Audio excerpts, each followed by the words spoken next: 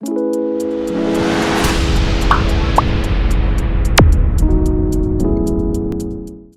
बच्चों, कैसे हो सब अच्छे होंगे। तो चलिए आज हम पढ़ेंगे संज्ञा के बारे में। संज्ञा क्या होती है? तो बच्चों क्या होता है संज्ञा? किसी भी विशेष व्यक्ति, स्थान, वस्तु आदि के नाम को हम क्या कहेंगे? संज्ञा। तो चलिए पाठ के माध्यम से हम पढ़ते हैं संज्ञा।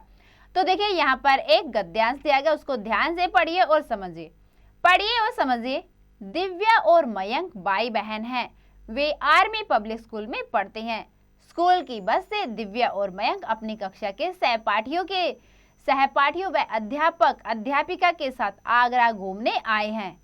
दिव्या और मयंक नदी के किनारे टहल रहे हैं। अध्यापक अध्यापिका सुंदर ताजमहल को देख रहे हैं। सभी छात्र छात्राएं बहुत खुश हैं। तो देखिए इसमें जो नीले रंग के शब्द हैं उन पर अपना जरा ध्यान दीजिए।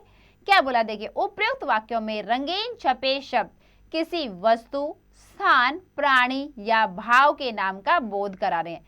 तो जो भी हमारे नीले रंग के शब्द है ये हमें किस चीज का ध्यान करवा रहे हैं?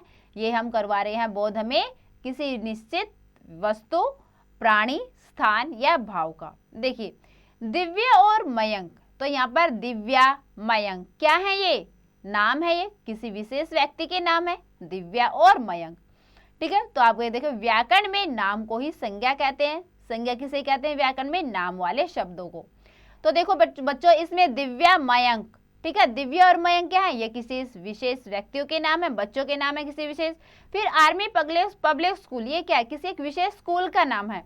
फिर स्कूल की बस, ठीक है, स्कूल की बस यानी कि स्कूल की बस हुई, तो ये भी क्या है? एक संज्ञा है। फिर दिव्या और मयंक कक्षा के सहपाठियों अध्यापक अध्यापिका आगरा घूमने आए हैं। तो अध्यापक अध्यापिका क्या हो गया? यहाँ पे जातिवाचक संज्ञा हो गया। और फिर आगरा क्या है? ये एक स्थान का नाम है।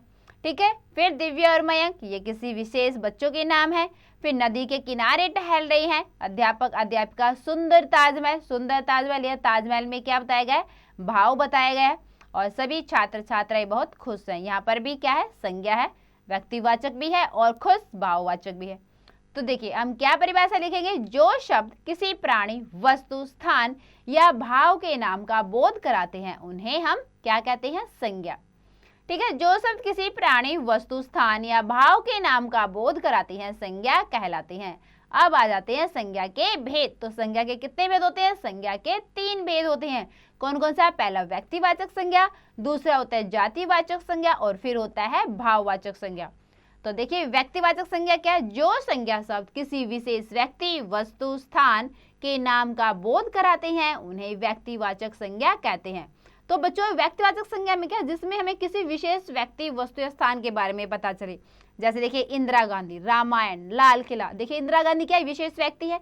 रामायण क्या है? विशेष वस्तु है। और लाल किला क्या है? विशेष स्थान का नाम है। ठीक है, तो ये सभी क्या हो गए? व्यक्तिवाचक संज्ञा। कुछ अन्य व्यक्तिवाचक संज्ञाएं भी होती जैसे हॉकी, सोमवार, मंगलवार, क्रिसमस, भारत, चीन, गंगा, यमुना, होली, जनवरी, ऐसी भी क्या होती है? ये भी किसमें आती है? व्यक्तिवाचक संज्ञा में। अब आगे है बच्चों जातिवाचक संज्ञा। जातिवाचक संज्ञा में क्या है? जो संज्ञा शब्द किसी विशेष व्यक्ति, वस्तु या स्थान की संपूर्ण जाति का बोध करवाए, ठीक है, वो क्या हो जाता है? जातिवाचक संज्ञा। जैसे देखिए लड़का, गाय, नदी। अब देखिए लड़का, लड़का क्या? लड़के तो बहुत सारे होते हैं। अभी यहाँ पर उनका एक नाम नहीं दिया ना।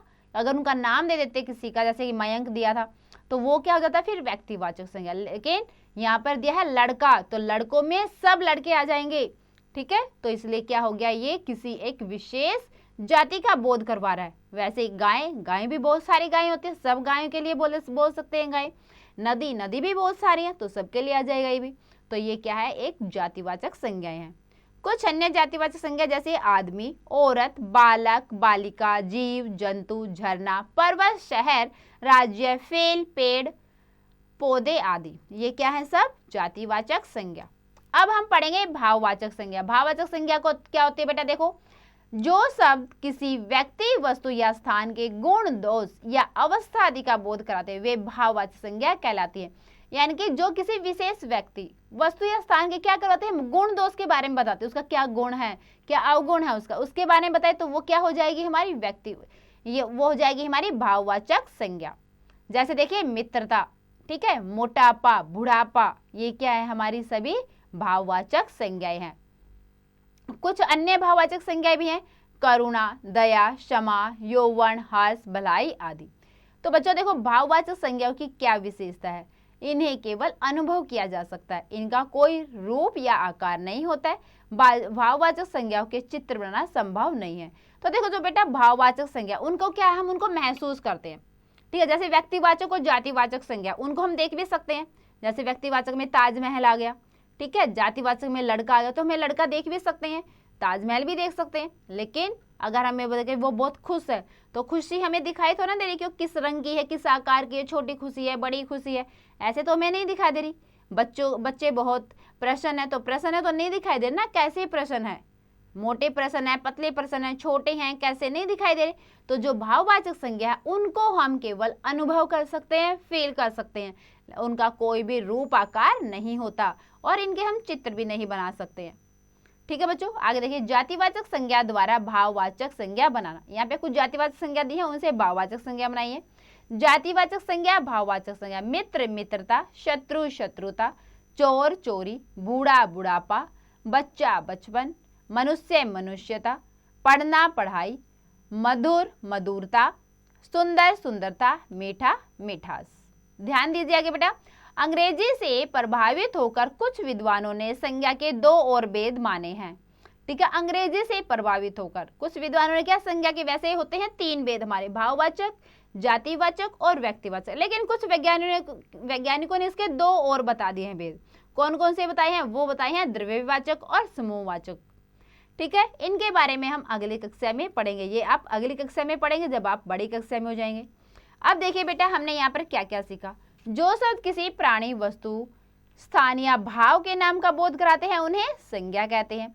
संज्ञा के तीन भेद होते हैं, व्यक्तिवाचक संज्ञा, जातिवाचक संज्ञा और भाववाचक संज्ञा। फिर है व्यक्तिवाचक संज्ञा, किसी विशेष व्यक्ति, वस्तु या स्थान के नाम का बोध कराती है। जातिवाचक संज्ञा संपूर्ण जाति का बोध कराती है। भाववाचक संज्ञा संज्ञा के गुण, दोष या अवस्था का बोध कराती है। फिर अतः भाववाचक संज्ञा को छू नहीं सकते हैं, हम उनको छू नहीं सकते, हाथ नहीं लगा सकते हैं, केवल उनको अनुभव कर सकते हैं। तो बच्चों ये थी हमारी संज्ञा का पाठ। सबको संज्ञा बहुत अच्छे समझ में आ गई होगी। तो बच्चों इसको और अच्छे समझने के लिए आप इसका एक बार और अभ्यास अवश्य करें।